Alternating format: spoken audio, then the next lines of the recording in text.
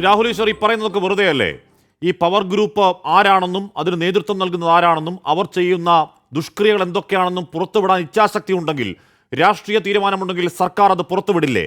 അത്തരക്കാർക്കെതിരെ കേസെടുക്കണമെങ്കിൽ, FIR ഇടണമെങ്കിൽ രാഷ്ട്രീയ തീരുമാനമുണ്ടെങ്കിൽ ഈ പറയുന്ന സാങ്കേതികതയുടെ ഐവാഷ് നടത്തുമോ സർക്കാർ? ശ്രീ രാഹുൽ ഈശ്വർ, ജസ്റ്റിസ് ഹേമ കമ്മിറ്റി തുടങ്ങുമ്പോൾ വളരെ പ്രസക്തമായ ഒരു കാര്യം പറഞ്ഞുകൊണ്ടാണ് തുടങ്ങുന്നത്. ഞാൻ നിങ്ങൾക്കൊരു ജാഗ്രത തരട്ടെ, മുന്നറിയിപ്പ് തരട്ടെ.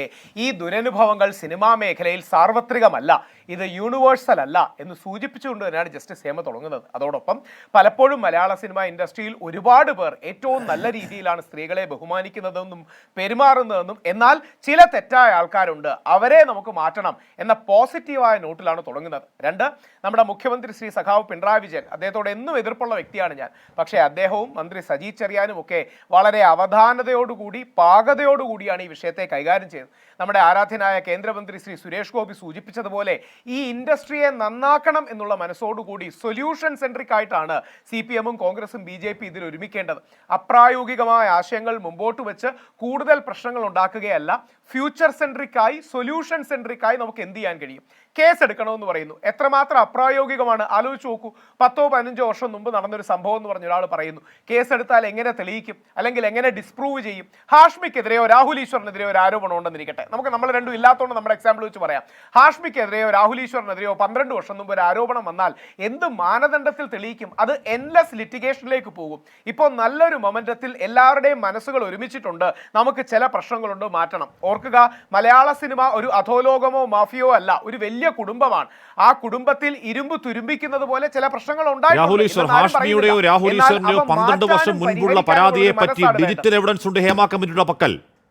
വാട്സാപ്പ് ചാറ്റുകളുണ്ട്, ഓഡിയോ ക്ലിപ്പുകളുണ്ട്, പെൻഡ്രൈവ് ഉണ്ട്. പ്രധാനപ്പെട്ട രണ്ടാമത്തെ ഭാഗം ഈ തെളിവുകൾ ചേർന്നതാണ്. ഈ ഡീറ്റെയിൽ തെളിവുകൾ കയ്യിൽ വെച്ച് സർക്കാർ പറയുകയാണ് തെളിവില്ല എന്ന് പറയാൻ പറ്റുമോ? അവിടെയാണ് ഇത് പരാതികൾ നാച്ചുറൽ ജസ്റ്റിസിന്റെ ലംഘനമാകില്ലേ? അതായത് ഹാഷ്മിക്കെതിരെയോ എനിക്കെതിരെയോ ഒരു പരാതി ഒന്നുമിരിക്കട്ടെ, ജസ്റ്റിസ് ഹേമ കമ്മിറ്റി നമ്മളോട് ചോദിച്ചിട്ടുണ്ടോ, അല്ലെങ്കിൽ ഈ ആൾക്കാരോട് ചോദിച്ചിട്ടുണ്ടോ? അപ്പം നാച്ചുറൽ ജസ്റ്റിസിന്റെ ലംഘനമാകില്ലേ? ഇനി ഇത് എൻലെസ് ലിറ്റിഗേഷനിലേക്ക് പോകണോ? അപ്രായോഗികമാണ്. അവിടെയാണ് മുഖ്യമന്ത്രിയെ നമ്മൾ അഭിനന്ദിക്കേണ്ടത്. എനിക്ക് വേണമെങ്കിൽ ഇത് രാഷ്ട്രീയമായി മിസ്യൂസ് ചെയ്ത് ശബരിമല പുള്ളി എടുത്തു ചാടി ഈ വിഷയത്തിൽ മുട്ടുപറച്ചു എന്ന് പറയാം. കുറച്ച് വർഗീയ ചുവകൂടെ വെച്ച് മട്ടാഞ്ചേരി മാഫിയയ്ക്ക് മുമ്പിൽ മുഖ്യമന്ത്രിക്ക് മുട്ടടിച്ചു എന്ന് പറയാം. അത് പറയാത്തത് സിനിമാ രംഗം നന്നാവണമെന്നുള്ള ആഗ്രഹം കൊണ്ടാണ്. ആ സിനിമാ രംഗം നന്നാവണമെന്നും പോസിറ്റീവായി മുമ്പോട്ട് പോകണമെന്നും അതിന് എല്ലാവരും ഒരുമിച്ച് നിൽക്കണം, ഒരു പോസിറ്റിവിറ്റി വേണം. നമുക്ക് എന്താ വേണ്ടത്? ഒരു സിനിമാ നയം വേണം, നല്ല നിലപാടുകളും നടപടികളും വേണം, ഒരു നിയമം വേണം. ഈ രീതിയിൽ പല്ലുള്ള ഒരു നിയമം നിർമ്മിക്കാൻ ഒരു കോൺക്ലേവ് വേണം, അതിൽ നടപടികൾ വേണം, ആൾക്കാർ ഒരുമിച്ച് വരണം. ഈ രീതിയിലുള്ളൊരു പോസിറ്റിവിറ്റി അല്ലേ വേണ്ടത്? ചത്ത കുഞ്ഞിന്റെ ജാതകം നോക്കുകയല്ല, സിനിമാ ഇൻഡസ്ട്രിയുടെ പുതിയ ജാതകം എഴുതുകയാണ് ജസ്റ്റിസ് ഹേമ കമ്മിറ്റി ചെയ്യേണ്ടത്. ചത്ത കുഞ്ഞിന്റെ ജാതകം നോക്കി പ്രശ്നങ്ങളിലേക്ക് പോയി വീണ്ടും അങ്ങോട്ടും ഇങ്ങോട്ടുമല്ല. അതുകൊണ്ടല്ലേ രേവതി, നമുക്കെല്ലാം അറിയാവുന്ന പോലെ രേവതി നല്ല ഫെമിനിസ്റ്റ് നിലപാടെടുക്കുന്ന ഒരു വ്യക്തിയാണ്, നമുക്കെല്ലാം ഇഷ്ടമുള്ള ആളാണ്.